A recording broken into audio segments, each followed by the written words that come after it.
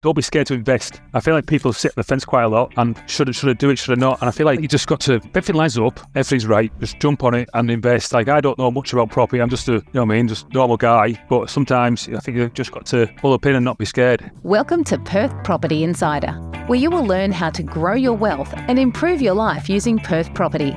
Our show is brought to you by Investors Edge Real Estate, the highly rated and award-winning property management, sales and buyers agency servicing the whole of Perth.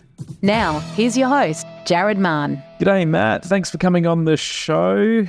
We've done a bit of work together over the last, we're just working out 10 months, so it feels like almost longer, feels like a few years that I've known you, and bought a couple of properties for you, but initially did a strategic plan to really get clarity on what we were needing to do and what we were targeting. And I think initially we were actually trying to execute your plan over 3 or 4 years, and because the first purchase went so well and you got some money from selling your UK properties, we jumped into another one. So welcome to the show.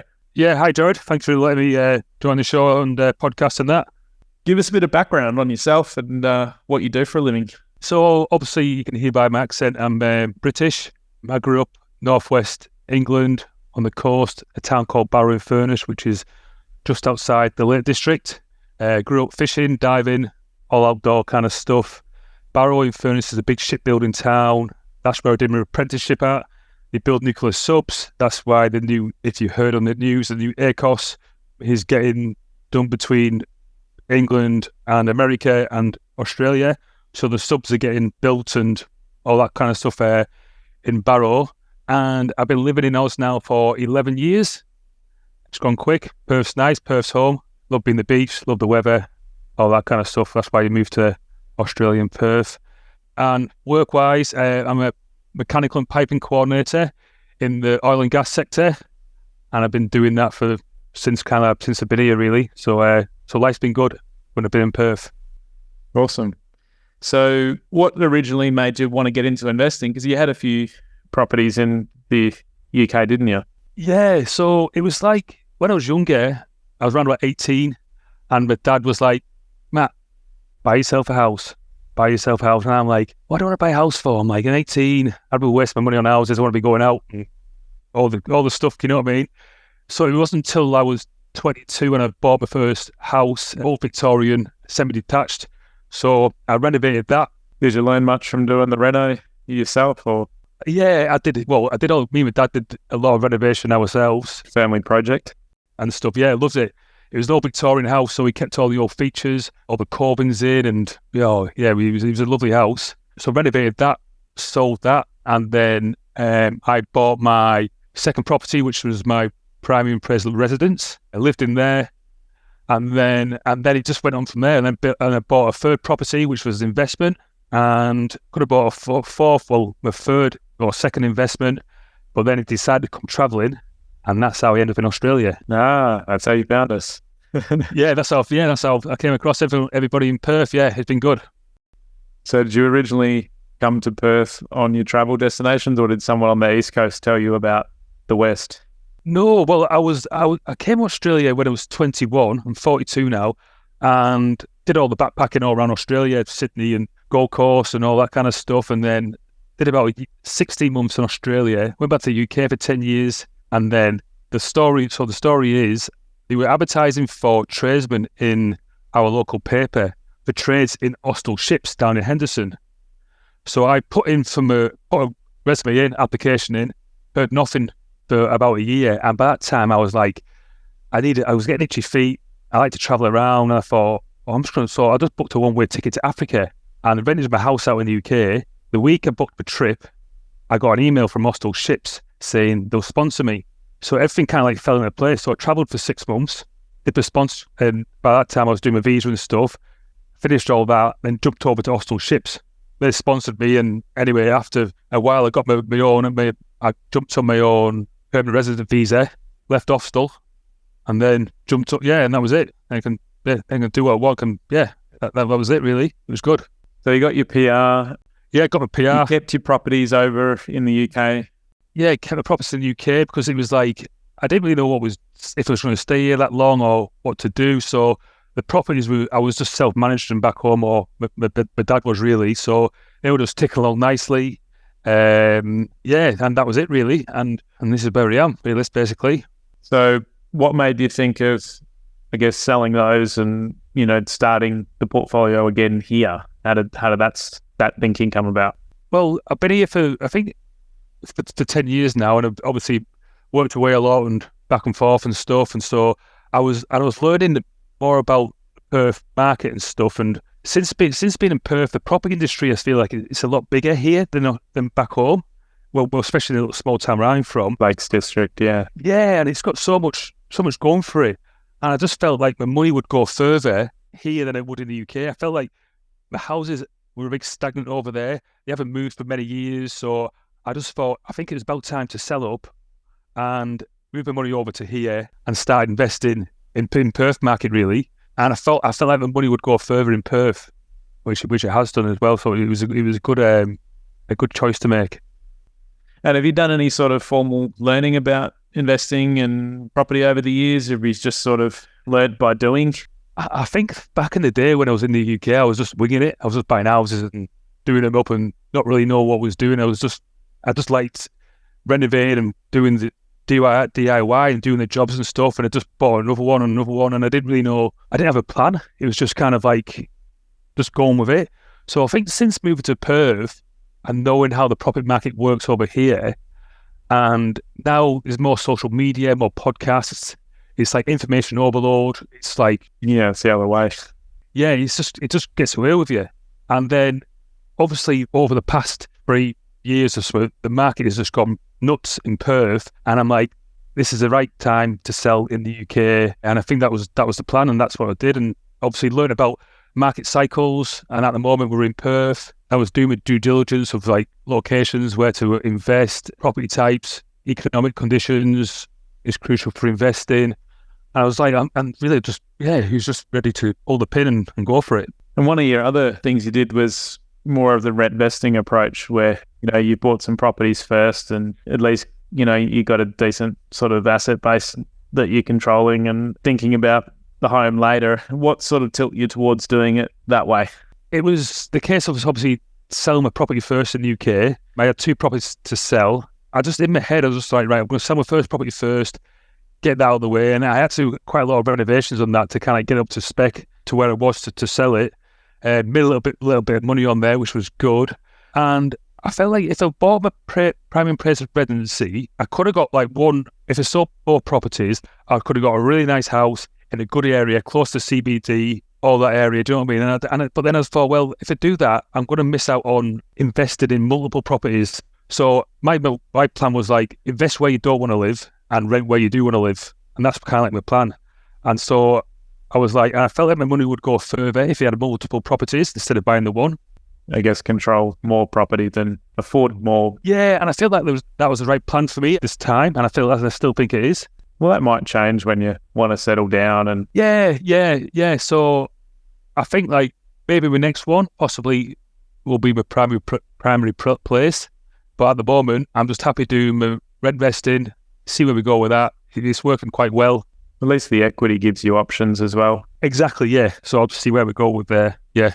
So we ended up doing a strategic portfolio plan, and I was just saying to you off air that we'll have to revisit it coming up in November because it's coming up on a year. How did you find that sort of overall process and the software and stuff? It was quite good. Obviously, the reason why I got into the strategic portfolio plan and how I got onto you is just like it's information overload. And yet, every podcast, you're on it, it's the website, Facebook pages, everyone's telling you one thing and someone's telling you the other thing. And I'm like, And I was actually listening to one of your podcasts back in, I think, probably September, October, around that area before I got in touch with you. Yeah, full circle a year later, eh? You're on the show now. Yeah, and I know it's crazy. And at the time, I was just starting a new job and I'd just started a mechanical engineering diploma and I had too much going on.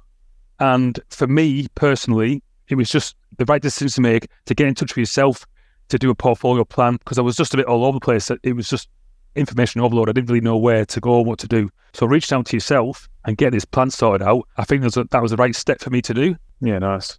I think just having the clarity enabled you to then take the action much quicker. Whereas if you didn't buy something over the two properties over the last year, you would have missed out on all that equity gain that you've had. So exactly, I think, and also as well, like I think people kind of like, should he invest? Should I not? Is it the right time to invest in the market, or I might just wait because there's going to be a crash and this? But I think people have been saying that for the last 3 years, really. And I feel like if you just kind of sit back, I just don't think you're not going to do it. You're never going to do it. Yeah, it's hard to, life can get in the way as well. And Exactly. Yeah, it just depends on what situation people are in as well. It's just, yeah, but for me, the portfolio plan was the right thing to do. Yeah, cool. So we ended up buying your first property in Huntingdale. Tell us a bit about how that all went, how it's gone so far, I guess. Yeah, good. So I bought the Huntingdale one back in November now. And obviously, when we went with the strategic plan, and I also went with you for the buyer's agent, we looked at what property I wanted, where I want to invest, and then we would obviously talk about it all and stuff, and you would send me a trifecta, basically. Yeah, we reviewed each one. Review of what property we were looking at, and if it met the trifecta, which is your suburb, your area, and your property. And at the moment, it's going really good. So I bought that for $560 in November, and now it's appraised around about the $680, $700, which is not bad. You know what I mean? Considering it's only been, the market's going that fast at the moment. It's growing every week, but that's it's not a bad growth on there. And it rented out pretty well. We did a few things to it just to neaten it up as well. And it was a 3x2. It didn't need that much work doing it. Obviously, a few blinds. It was. I put a new lawn out the back, some retic and stuff. But it was basically straight for a tenant to move in. So it was a good buy for me. Good area, good street. Yeah. Rented out for $620 as well from that. Yeah, $620. Yeah, $620. Yeah. That was good. So I took a look, and it would likely be at $630 to $650 now. So hopefully we can nudge that up in the coming months as well. Yeah, exactly. Yeah. I think it'll be up there for review in. Well, must be November. November, December, I think it is. Yeah. Awesome. So going into your second purchase, we actually started looking in April-ish, I think. Yeah, I think it was, yeah. And we bought your second one quite quickly, didn't we? Yeah, it was, yeah. I would have bought it quicker, but I was waiting to sell my property in the UK. And I had a couple of stumbling blocks and stuff like that, but eventually sold that. And I didn't want to pull the pin over here just in case that fell through. So I wanted to get the money in the bank just to make sure we're all kosher and stuff. And then we looked at Warnborough. I still think down that way, it's still got a lot of growth. It's moved substantially in the last few years. It's still relatively undervalued. Yeah. Yeah, exactly. Yeah. And I feel like down that area, Rockconnor, Port Kennedy, Warnborough, I feel like they're building a new submarine base down there, and that's going ahead. So I feel like that's going to bring up the rentals up down there when that gets kicked off. I know it's a few years away yet, but I think from the long-term growth and which is that I'm doing, I think that's a good purchase for me. And we wanted to spread out and sort of go in a different corridor to where we got your first one. And that was we only bought that sort of 4 months ago. So I think we paid $675, and yeah, that's right. Yeah. I'd reappraised that it'd likely be at sort of $690, $720 now. So it's edging up, and it'll keep doing that. Yeah, it's getting that way, yeah. And should likely be at sort of $620 to $640 per week, but now for rent. But we can't renew that for another. Exactly, yeah. I've got good tenants in there anyway, so yeah, it's all good at the moment. Awesome. So I guess, how did you find our overall service as a buyer's agent on both of these? Like, how did you find the process? Was it the right balance of not too simple, not too complex? Like, how'd you find the negotiation, all that side of things? It was quite good. Obviously, these are the first properties I bought in Perth, so it was all learning curve for me. Obviously, I met you back in November last year. We did our portfolio plan, and I think it took us a little while to kind of like decide on what we're after, just to kind of like get our bearings a little bit. We viewed a few that I wasn't so keen on, and then we had other discussions, and we went on the properties that I'm after.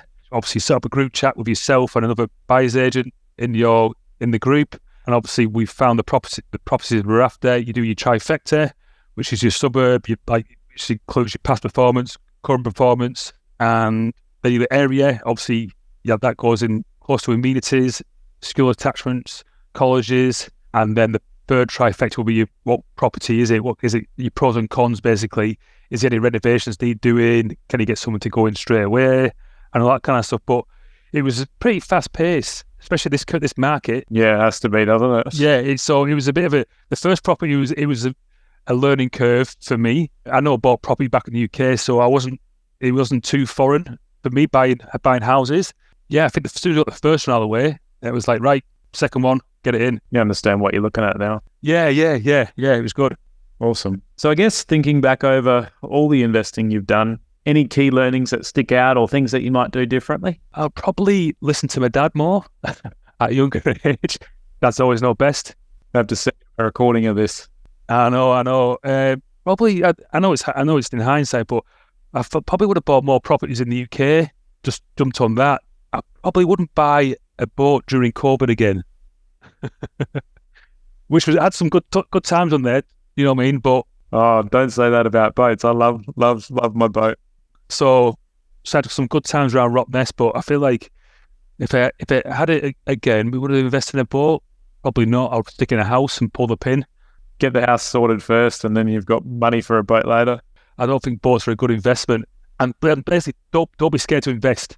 I feel like people sit on the fence quite a lot, and should I do it? Should I not? And I feel like you just got to, if everything lines up, everything's right, just jump on it and invest. Like, I don't know much about property. I'm just a normal guy, but sometimes I think you've just got to pull the pin and not be scared. And I feel like if I don't think there was much knowledge back in the day when I was investing back in the UK, so I don't really know what I was doing. And I feel like I'm probably lack of knowledge. And I feel like now as time has progressed, you've got all your social media platforms and podcasts and stuff. And I think like there's a lot of information you can get out there. So if I knew that, that was here 20 years ago, maybe, I don't know, I would have fast forward my investment journey a little bit earlier. I feel like 2 properties at the moment, it's going not so bad. And I guess a lot of people focus on the front part of buying a property. How have you found the part after there of our property management? How have you found the team? Good, yeah. So obviously, it's where you're investing in that, and then the team behind you. Obviously, you got yourself, which helps out a lot with the buyer's agent. It was just the right time for me to get a buyer's agent. It worked out well. Obviously, good property manager on your side, and good accountant. It always helps. You know, to see where you are. Good mortgage broker.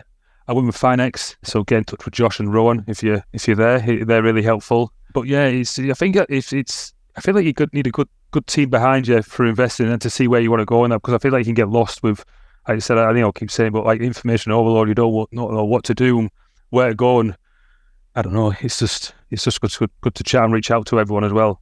So, any future plans? You mentioned potentially looking at a home over the coming years. I guess we'll review your strategic plan in November and just see how everything's looking and see what your finances are and where your equities are at. Yeah, it's at the moment from a future property plans, I've probably got enough money there to get a third one, but I just don't want to box myself in at the moment. I feel like interest rates are pretty high, and obviously my properties are negatively geared, and I feel like a third one probably just tip me over that edge a little bit. So taking too much off the lifestyle. Yeah, I don't know. I could probably manage it, but I just don't want to.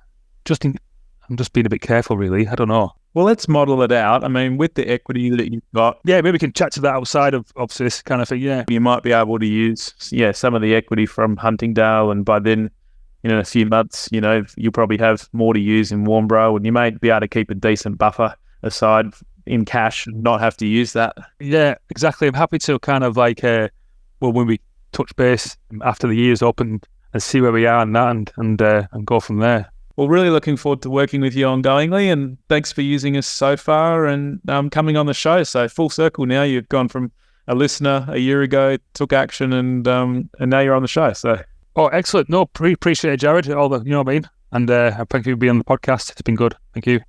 Thanks, mate. Yeah. See ya. Just a reminder, the information discussed in this podcast is general in nature. As we don't know your specific situation, you should always seek professional advice before taking any action. For free market reports on your suburbs of interest and other helpful resources to grow your wealth, make sure you join my property investor update at investorsedge.com.au/join. And finally, make sure you're a member of our Perth Property Investment Facebook group to be part of the conversation with other like-minded investors, get help to your questions, and get a feel for what's going on out there in the market. I'll see you in the group.